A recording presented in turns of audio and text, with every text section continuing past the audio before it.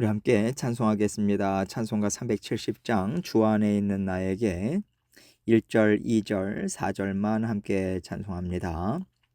주 안에 있는 나에게 딴 근심 있으랴. 십자가 밑에 나가 내 짐을 풀었네. 주님을 찬송하면서 할렐루야 할렐루야. 내 앞길 멀고 험해도 나 주님만 따라가리. 그 두려움이 변하여 내 기도 되었고, 전날의 한숨 변하여 내 노래 되었네. 주님을 찬송하면서 할렐루야 할렐루야. 내 앞길 멀고 험해도 나 주님만 따라가리. 내 주와 맺은 언약은 영불변하시니 그 나라 가기까지는 늘 보호하시네. 주님을 찬송하면서 할렐루야 할렐루야. 내 앞길 멀고 험해도 나 주님만 따라가리. 아멘. 기도하겠습니다.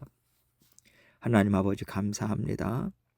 아버지 하나님께서 오늘도 우리 모든 성도님들 삶을 지키시고, 또 아버지 하나님께서 따스한 사랑으로 돌보시고 보살펴 주실 것을 믿고 감사드립니다. 모든 인생 가운데 필요한 것들을 채워주시고, 모든 것들은 아버지 하나님으로부터만 나올 수 있음을 우리가 깊이 인식하고 인정하고, 아버지 하나님의 주인 되심을 온전히 고백하는 마음으로 주님과 함께 감사와 기쁨으로 동행하는 저희 모두가 될 수 있도록 도와주옵소서. 오늘도 말씀을 통해서 우리 각자에게 들려주시고자 원하시는 아버지 하나님의 음성 듣기 원합니다. 이 시간 주님 홀로 영광 받아 주시고, 아버지 하나님께서 주시는 은혜 풍성하게 받아들이는 귀하고 복된 시간 될 수 있도록 은총 베풀어 주옵소서. 예수 그리스도의 귀하신 이름으로 기도합니다. 아멘. 하나님 말씀 열왕기하 23장 15절로 18절입니다. 열왕기하 23장 15절로 18절 제가 읽습니다. 또한 이스라엘에게 범죄하게 한 느밧의 아들 여로보암이 베델에 세운 제단과 산당을 왕이 헐고, 또 그 산당을 불사르고 빻아서 가루를 만들며 또 아세라 목상을 불살랐더라. 요시아가 몸을 돌이켜 산에 있는 무덤들을 보고 보내어 그 무덤에서 해골을 가져다가 제단 위에서 불살라 그 제단을 더럽게 하니라. 이 일을 하나님의 사람이 전하였더니 그 전한 여호와의 말씀대로 되었더라. 요시아가 이르되 내게 보이는 저것은 무슨 비석이냐 하니, 성읍 사람들이 그에게 말하되 왕께서 베델의 제단에 대하여 행하신 이 일을 전하러 유다에서 왔던 하나님의 사람의 묘실이니이다 하니라. 이르되 그대로 두고 그의 뼈를 옮기지 말라 하매, 무리가 그의 뼈와 사마리아에서 온 선지자의 뼈는 그대로 두었더라. 아멘. 우리가 어떤 일을 놓고 하나님께 간구할 때 특별히 하나님의 말씀이 마음에 와닿을 때가 있어요. 그때 하나님이 이루어 주시겠구나, 이게 믿어지고 마음에 확신이 서지 않습니까? 그래서 그 말씀을 붙잡고 하나님의 인도하심을 바라고 또 바라는데, 시간이 가도 좀처럼 길이 열리지 않을 때 하나님이 이루어주지 않으시려나 보다 하고 포기하고 낙심한 채로 지나가는 일들이 있습니다. 그러나 오늘 말씀은 하나님은 약속하신 것을 결코 잊지 않으시고 신실하게 이를 이루신다는 것을 보여주고 있어요. 그런데 그 약속의 말씀이 이루어진 일은 하나님께서 예언의 말씀을 주신 지 약 300년이 지난 후란 말이죠. 사람의 시간으로 따지면 벌써 몇십 세대를 거친 후에 하나님의 뜻이 이루어진 것입니다. 우리는 유한한 존재라서 하나님의 약속의 성취를 오래 기다릴 수가 없어요. 우리에게는 사는 날이 정해져 있으니까요. 그러나 하나님은 영원하신 분이기 때문에 시간과 공간의 제한을 받지 않으시죠. 그래서 우리가 보기에는 더딘 것 같고 이루어지지 않는 일처럼 보이지만 하나님께서는 반드시 그 뜻을 이루십니다. 오늘 본문 말씀을 통해서 이 부분을 함께 생각해 보면 좋겠어요. 15절로 16절 말씀 봅니다. 또한 이스라엘에게 범죄하게 한 느밧의 아들 여로보암이 베델에 세운 제단과 산당을 왕이 헐고 또 그 산당을 불사르고 빻아서 가루를 만들며 또 아세라 목상을 불살랐더라. 요시아가 몸을 돌이켜 산에 있는 무덤들을 보고 보내어 그 무덤에서 해골을 가져다가 제단 위에서 불살라 그 제단을 더럽게 하니라. 이 일을 하나님의 사람이 전하였더니 그 전한 여호와의 말씀대로 되었더라. 지금 요시아 왕이 종교개혁을 한참 진행하고 있는 중이에요. 이제는 북이스라엘에까지 가서 베델에 세운 제단과 산당을 회파해 버립니다. 이스라엘이 남과 북으로 나누어졌을 때 북이스라엘의 초대 왕이 여로보암 아닙니까? 이 여로보암이 금송아지를요 베델과 단에 이렇게 세웠어요. 그러면서 너희가 섬길 하나님이라고 이스라엘 백성들을 우상을 섬기도록 이끌었지 않습니까? 그 이후로 하나님께서는요 하나님의 길을 벗어난 이스라엘 왕들을 책망하실 때마다 너가 여로보암의 길로 가고 있다. 이것을 지속적으로 말씀하셨죠. 요시아는 금송아지를 섬겼던 제단을 회파하는 것뿐만 아니라 우상을 섬겼던 제사장들의 무덤을요 다 파헤쳐요. 그들의 해골들을 가지고 와서 제단 위에서 불살라 버렸어요. 이스라엘 백성들은 시체를 부정한 것으로 여겼기 때문에 이렇게 시체를 뿌려버리면요 다시는 그 제단에서 분향을 하지 못하거든요. 그런데 이 일은 열왕기상 13장을 보면요 하나님께서 말씀하신 그대로였어요.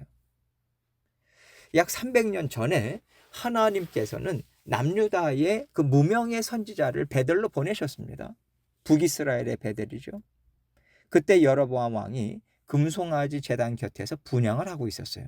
그때 선지자가 말씀을 선포합니다. 제단아 제단아 다윗의 집에 요시아라 이름하는 아들을 낳으리니 그가 너의 위에 분향하는 산당 제사장을 너의 위에서 제물로 바칠 것이요 또 사람의 뼈를 너의 위에서 사르리라 이렇게 선포했습니다.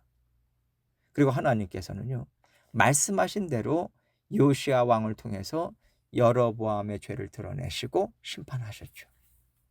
그런데 여기에서 우리에게 이렇게 드는 생각이 뭐냐면 그 땅에서 죄를 범한 사람들은 이미 다 죽어서 그 땅이 없잖아요. 그러면 이제 와서 그 일을 한들 무슨 죄의 심판이 있겠고 그들이 한 일에 대한 대가를 치르게 하는 것이 있겠습니까? 하나님이 너무 늦게 일하신 거 아닌가 우리가 이렇게 생각할 수도 있어요. 우리는요 그 사람이 벌을 받고 심판받는 것을 눈으로 보고 귀로 들어야지만 하나님이 심판하셨다고 생각하기 때문이죠. 자, 그러면 하나님은 왜 이렇게 오랜 시간을 지나오셨을까요? 사실 하나님께서 이렇게 일하시는 분이시기 때문에 여러분이나 저나 오늘 멀쩡하게 살아있는 거예요. 하나님과 하나 되어서 날마다 살아갈 수 있는 거 아니겠습니까? 하나님께서 우리의 죄를 보시고 즉시로 심판하시면요 우리는 하나님이 두려워서라도 하나님 말씀 잘 들을 거예요. 그런데 다른 사람들을 보고 또 나 자신을 봐도 그렇게 죄를 지어도 하나님은 우리에게 벌을 주시고 또 금방금방 야단을 안 치신단 말입니다. 그러니까 우리가 하나님은 사랑이 참 많으셔. 사람이 뭐 다 그렇지 뭐. 하나님은 이 정도는 용납해 주셔. 이렇게 하나님을 참 쉬운 상대로 우리가 생각을 하죠.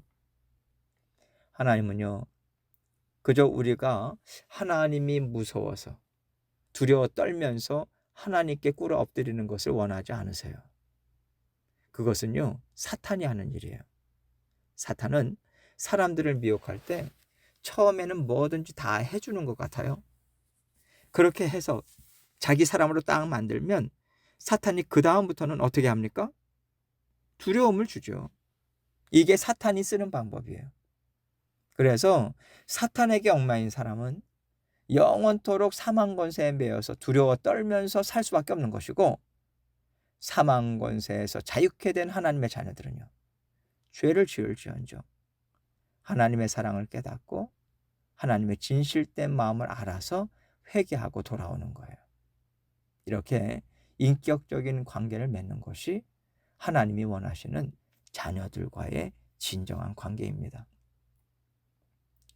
하나님께서 오래 참으시는 것은요, 우리를 사랑하시고 우리와 인격적인 관계를 맺기 위함이고, 진정한 사랑을 받기를 원하시는 하나님의 진심에서 나오는 인내고 참된 사랑이다. 여러분, 우리가 이것을 기억해야 돼요. 그렇다면 우리가 그 하나님의 성품, 또 하나님의 일하시는 방법을 역이용하거나 업신여겨서는 안 되는 거죠. 하나님께서 우리의 삶에 은혜를 베풀어 주고 계십니다. 그래서 악하고 더러운데 하나님의 심판을 맛보지 않고 하나님께 평안히 가는 사람들도 때로는 볼 수 있어요. 그런데 하나님은요, 말씀을 절대로 잊지 않으시는 분이세요. 그렇다면 우리가 이 땅에서 살아가든지 죽어서 하나님 앞에 가든지 하나님께서는 그 약속대로 분명하게 심판을 하십니다. 물론 믿는 자녀들은요, 사망의 심판은 받지 않아요. 그러나 우리가 하나님 앞에 설 때 감출 길이 없는 부끄러움은 맛보게 하세요. 하나님 앞에서 완전히 발가벗겨진 것처럼 우리 인생의 악함들을 하나님께서 다 깨닫게 하신다면 우리가 얼마나 괴로울까요? 하나님의 얼굴을 우리가 쳐다볼 수 있을까요? 하나님은요, 돌이키고 회개하지 않은 죄에 대해서는 반드시 말씀하신 그대로 부끄러움을 느끼게 하시고 온전히 회개하게 하십니다.